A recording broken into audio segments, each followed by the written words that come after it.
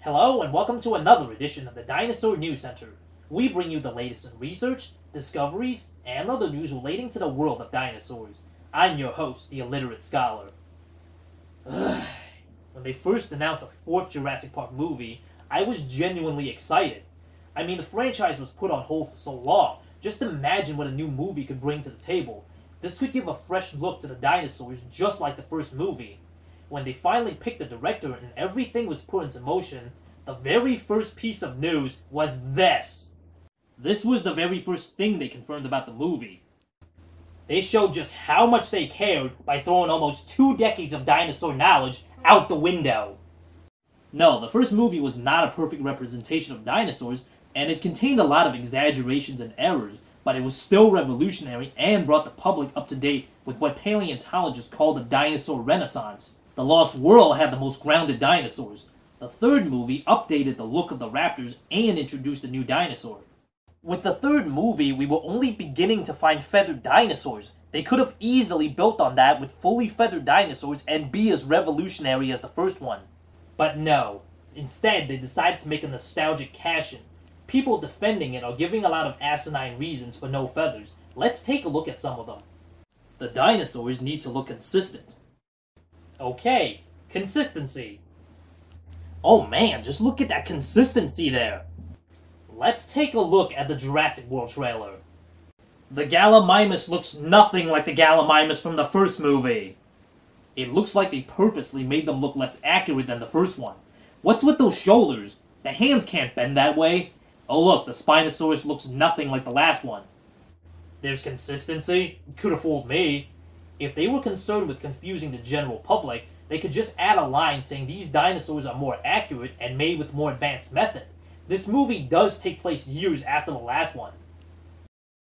They don't have any feathers because in the novel, Henry Wu wanted to modify them to make them more in line with what the public thought dinosaurs should look like. Yeah, he did, and Hammond said no. John Hammond didn't want to conform to public expectations. Wu wanted to modify them because the dinosaurs were too dangerous and hard to control. The novel admits their dinosaurs weren't perfect, but Michael Crichton didn't use that as an excuse to say screw science. He used the imperfections to add details on what might happen if we can bring extinct animals back to life. Which leads me to my next point. The dinosaurs aren't perfect recreations. They used frog DNA to fill in the gaps, so the dinosaurs didn't have feathers. Actually, let's see what the movie has to say on the frog DNA issue. InGen is infinite possibility. The days of filling in the gaps of a dinosaur's genome with frog DNA are over. With the recent discovery that soft tissue preserved by iron chelators can produce gold mines of DNA, we can put the puzzle pieces together much faster than ever before. Combine that with all of the extractions that we have on our amber mines in Wyoming and Latvia, we're looking at a significantly large library of DNA samples. We're approaching 100% genome accuracy in dozens of species. And this is just step one in what we do. You know your excuse is stupid when the movie is taking my side. Besides, frog DNA didn't stop the baby T-Rex in the Lost World novel from having proto-feathers. The frog DNA excuse also clashes with another major plot point. But Dr. Grant said this in Jurassic Park 3. Hammond and InGen did at Jurassic Park is create genetically engineered theme park monsters, nothing more and nothing less. Dr. Grant also said this. Do you remember the sounds they made? I try not to. Ellie, all our theories about raptor intelligence, what they were capable of, we weren't even close. Tell me. Well, we did cranial scans of a fossil skull. We found what looks like a very sophisticated resonating chamber. Wait a second. So we were right. I mean, they had the ability to vocalize. I'm convinced it's the key to their social intelligence. Which explains why they could work together as a team. They were talking about fossil evidence backing up what they saw. Not to mention they built the resonating chamber of a velociraptor from a fossil. And it works on the raptors in Jurassic Park. So unless Alan Grant's been digging up genetically engineered theme park monsters, Jurassic Park 3 further cements that these are real dinosaurs. That scene was to show that Grant was afraid. I like the first one more. Before you're on the island. You liked dinosaurs back then. Well, back then they hadn't tried to eat me yet. And calling them genetically engineered theme park monsters was his excuse not to go. Oh, and remember what I said about the frog DNA clashing with a major plot point? Let's listen.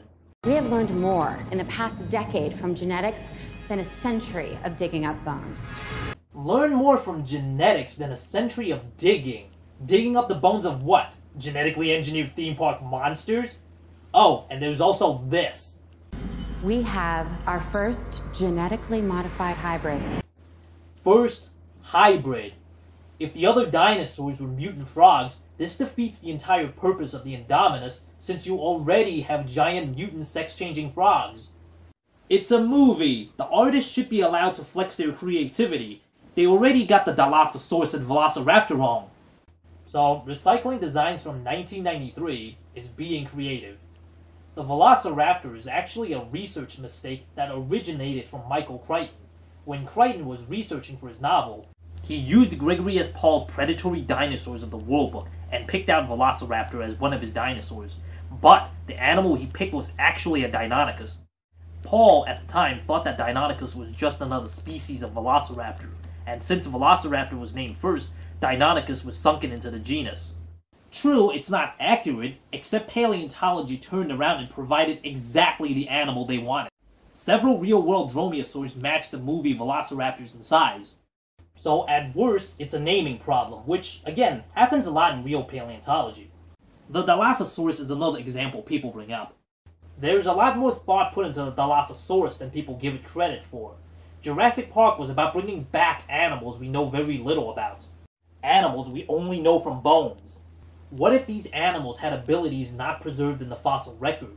Something organic like venom sacs wouldn't be preserved. This hypothetical scenario also reminds us just how little we know about dinosaurs. A Dilophosaurus wasn't just a random choice either. The Dilophosaurus' jaw is believed to be too weak to bring down big prey, so Crichton made it venomous as a way to explain how it hunted with weak jaws. Michael Crichton didn't throw up his hands and say, "Let's just make stuff up." He uses science and knowledge while making things up. You think Jurassic World put that much thought into the feather issue? Feathered dinosaurs are not scary. First of all, none of the Jurassic Park movies were ever scary. I mean, they were exciting, but never scary. Most of the jump scares don't involve dinosaurs. To anyone who believes feathers aren't scary, I challenge you to step into a cage or a cassowary. Now, don't worry about the man. He's just rushing to his lobotomy appointment. We don't know everything about dinosaurs. That's why there's both room for scientific accuracy and creative interpretations. Making them scary just comes down to a filmmaker's abilities. I've seen a short horror movie starring Mr. Bucket that got genuine jump scares. Mr. Bucket. But not all dinosaurs had feathers. I'm not advocating feathers for all the dinosaurs. I want feathers in the Coelurosaurian dinosaurs. Only 2 dinosaurs in the movie need feathers. We know every single clade in Coelurosauria had feathers, and possible evidence in Megalosauroidea. Even the Pteranodons should be fuzzy. Evidence for feathers on dinosaurs keep growing every year. There's even the possibility that a majority of the dinosaurs had feathers. I can give the T-Rex a pass since it's the same one from the first movie. Would you rather have the original script for the 4th movie? You'd be complaining about that too. You're right, I would be complaining, but chances are I won't be as angry. I mean, have you seen that script? It's hilariously insane. It's like being upset over Sharknado for not being scientifically accurate. Besides, Jurassic World recycled a lot of the ideas from that script. The raptors having names and being trained, mixing DNA to create brand new creatures. Jurassic World didn't quite jump the shark. In fact, it's just middling and half-assed. If they made this into a movie, at least I could laugh at it. Actually, let's look at director Colin Trevorrow's excuse for no feathers. Well, the Jurassic Park films have often been caught out by advances in paleontology understanding, and I'm sure our grasp on dinosaur biology and behavior will only continue to evolve. I think it makes sense to stick with the initially created rules rather than trying to keep pace or second-guess reality. Caught out by advances in paleontological understanding, Jurassic Park gambled on large dromaeosaurs and won. Sticking with initially created rules. So you mean like consistency? As for keeping pace with paleontology, every movie has made an effort to keep up with paleontology while maintaining an element of fantasy. As for second-guessing reality, I don't think Colin saw any of the Jurassic Park movies, and he definitely didn't see this either. For Jurassic's design team, maintaining scientific accuracy would mean breaking the reptilian stereotypes associated with dinosaurs. The whole idea is to get people to look at dinosaurs more like birds than as reptiles. With the Spinosaurus, I don't expect them to be up to date because the new look came out only a few months ago. I understand there isn't enough time to change it. Feathered dinosaurs were discovered a few months before The Lost World came out. They went and updated the raptors later. This isn't a documentary, so it doesn't have to be accurate. It's not a movie's job to educate people. They hired a paleontologist to ignore. Really, this entire rant could just be me saying that into the camera for 5 minutes. And it's not just the feathers issue. Every time new footage is released, you can see they're clearly going back to screw up dinosaurs they got right before. The new ones are just as bad. That Apatosaurus looks straight out of the 70s. It's like they're deliberately trying to screw things up for paleontology and send dinosaur knowledge backwards. Jack Horner is still a consultant for this film. They just hired him to waste his time. As for movies educating, no, you're right. It's not the movie's job to educate people. So you're saying it's the movie's job to mislead people? For better or worse, people do learn things from movies. How many people learned what a velociraptor was through Jurassic Park, or Spinosaurus? Movies have a much wider reach than any museum. Adding feathers might not make it a better movie, but it would impact the public's perception of dinosaurs just like the first movie. There's a piece of research on the importance of movies being factually correct, but I think it really boils down to whether people care about the subject matter. I don't remember who said this, but someone gave me an excellent example. If someone made a baseball movie and got baseball wrong, do you really think people wouldn't complain? What if someone gets Batman wrong? Or Star Trek? Or The Hobbit? Darth Vader is bad, and his assistant is a mouse. And he used the Force to fix all his cats. Yes, it did. Some movies are meant to be silly, and that's fine. People are smart enough to know that Hitler didn't ride a T-Rex. Here's the real kicker for people claiming this isn't a documentary. Power Rangers had feathers on their dinosaurs, and that's not a documentary. And they sure as hell can't afford a paleontologist. Even the Psittacosaurus in Transformers looks up to date. This is from a Michael Devastator's Scrotum Bay movie. Now asking a dinosaur movie would hire consultants for up-to-date dinosaurs, and suddenly you're asking for too much.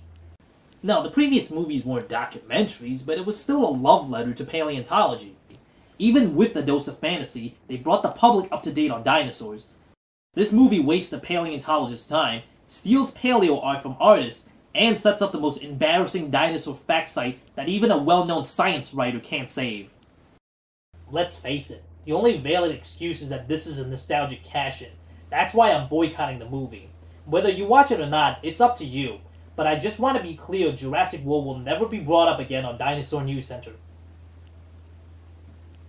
To help portray scientifically accurate behavior, filmmakers enlisted the help of paleontologist Jack Horner, one of the world's leading dinosaur experts.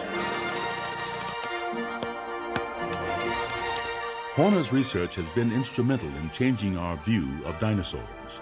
He contends that birds, not reptiles, represent their closest living link.